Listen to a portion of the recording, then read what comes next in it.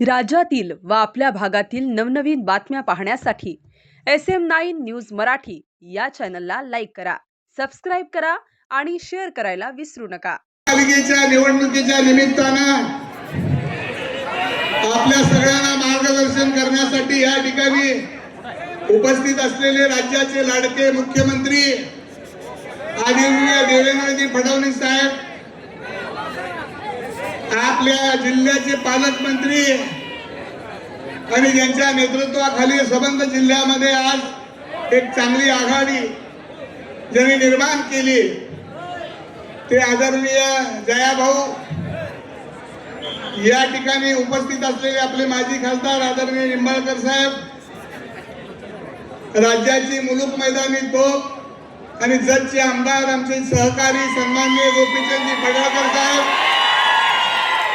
या ठिकाणी उपस्थित असलेले आपल्या तालुक्याचे तरुण आमदार आणि माझे ज्येष्ठ सहकारी सन्माननीय बाबासाहेब देशमुख, या ठिकाणी उपस्थित असलेले मंगळवेढा तालुक्याचे आमदार माझे मित्र सन्माननीय अवताडे साहेब, ज्यांना मी दैवत मानलं ते आदरणीय परिचारक साहेबांचे कुटुंब प्रमुख माजी आमदार सन्माननीय या ठिकाणी उपस्थित असलेले परिचारक साहेब, आपल्या नगरपालिकेचे ज्यांना आपण नगरपालिकेचे नगराध्यक्ष पदाची उमेदवारी दिली ते आपले शेलार मामा सन्माननीय मारुती आबा बनकर, या ठिकाणी उपस्थित असलेले माननीय भाजपचे अध्यक्ष चेतनसिंह केदार, आपले सगळ्यांचे सहकारी सन्माननीय बाळासाहेबजी एरंडे आणि करमाळ्याहून या ठिकाणी आवर्जून उपस्थित असलेले करमाळ्याचे आमदार माननीय आबा, मी फार वेळ घेत नाही साहेब, आपण सांगोल्याला आलात, सांगोलेकरांच्या खूप मोठ्या अपेक्षा या निमित्तानं या ठिकाणी मी आपल्याला सांगणार आहे. सांगोला शहराच्या मध्यभागी या विकासाच्या दृष्टीने कचरा डेपो आहे, त्या डेपोचं स्थलांतर आदरणीय पालकमंत्री महोदय आम्हाला त्या ठिकाणी बाहेर करून पाहिजे, ते सांगोला शहराची आमची प्रमुख मागणी आहे. सांगोल्याला चिंचोली नावाचा तलाव आहे, तो निरा उजवा कालव्याचा टँक करून सांगोल्याच्या पूर्व भागाला आम्हाला पाणी मिळालं पाहिजे, ही आमची अतिशय प्रमुख मागणी आहे.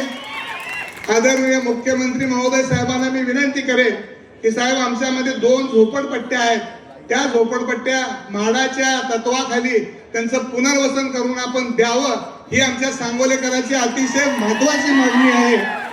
सांगोला शहरामध्ये जे आमचे सगळ्यांचे थोर पुरुषांचे पुतळे आहेत, आदरणीय पालकमंत्र्यांच्या बरोबर चर्चा झालेली आहे, मी आता सगळी नावं घेत नाही, परंतु त्या सगळ्यांच्या पूर्णाकृती पुतळे त्या ठिकाणी बसवून मिळावे, ही एक आमची या ठिकाणी मागणी आहे. सर, सांगोला तालुक्याला एक थोर अशी परंपरा आहे. या तालुक्यामध्ये आतापर्यंत 6 आमदार या तालुक्याने दिले. कैलासवासी राऊत मामा होते गांधीवादी, त्यांच्या कारकिर्दीमध्ये अतिशय चांगल्या पद्धतीचं काम झालं. त्यानंतर आदरणीय ज्यांनी विश्व रेकॉर्ड केलं ते आदरणीय गणपतरावजी देशमुख साहेब, त्यांनी विधानसभेचं प्रतिनिधित्व केलं.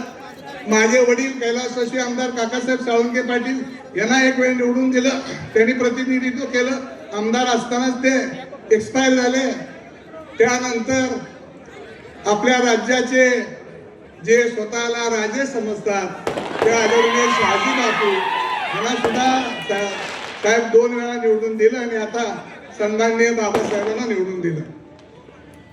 तर मी टीका टिप्पणी आज जास्त करणार नाही, परंतु साहेब मी आपल्याला एवढंच सांगेन की या तालुक्यामध्ये आपण भरभरून ज्या ज्या वेळेला जी मागणी केली त्या वेळेला मी सगळ्यात महत्वाचं, आम्हाला सगळ्यात चांगला आपला निर्णय कोण असेल तर जयाभाऊ आम्हाला पालकमंत्री दिले, ही आमच्या जिल्ह्याच्या आणि तालुक्याच्या दृष्टीने अतिशय महत्वाची बाब आहे.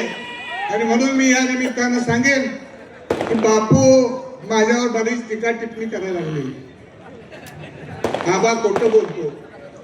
सतत तालुक्याला माहित आहे कोण खरं बोलतोय कोण खोटं बोलतोय. मी साहेब प्रामाणिकपणाने या तालुक्याची सेवा केली.